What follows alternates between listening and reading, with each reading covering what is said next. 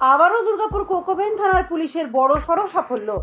ভিন রাজ্য থেকে বিপুল পরিমাণ গাঁজা বাংলায় পাচার হওয়ার আগে হাতে নাতে ধরল পুলিশ।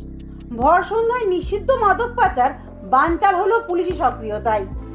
পুলিশ সূত্রে খবর, বুধবার সন্ধ্যায় একটি সাদা রঙের 4 চাকা গাড়ি দুর্গাপুরের গ্রামন ব্রিজ থেকে রাতুরিয়া অঙ্গদপুর শিল্প তালুকের দিকে যাচ্ছিল।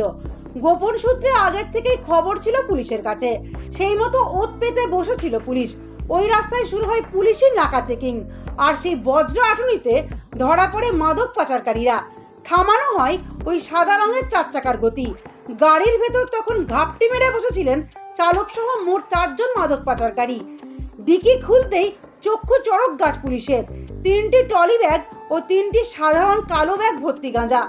বিপুল পরিমাণ গাঁজা বাজেয়াপ্তের পর তার ওজন দাঁড়ায় প্রায় 75 কেজিরও বেশি, যার আনুমানিক বাজার মূল্য প্রায় 10 লক্ষ টাকারও বেশি। ধৃত মাদক পাচারকারীরা হলেন দুর্গাপুরের ভরত কুমার জাজওয়াল, মুর্শিদাবাদের রানীনগরের আনারুল ইসলাম, দিলদার মণ্ডল ও আব্দুল খালেক শেখ। মুর্শিদাবাদের 3 জন মাদক পাচারকারী ভিন রাজ্য উড়িষ্যার বারপল্লী থেকে এই মাদক টেনে চাপিয়ে ধানবাদ হয়ে দুর্গাপুর স্টেশনে আসে। তারপর দুর্গাপুরের ভরত কুমার জাজওয়াল 4 চাকা নিয়ে আসে এবং সেই গাঁজা কেনে।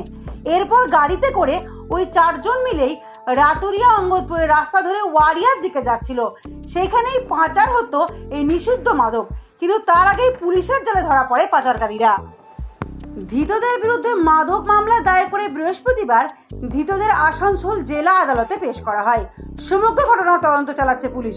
দুর্গাপুর থেকে নিজস্ব প্রতিবেদন, সমাজ পরিবর্তনে মানুষ।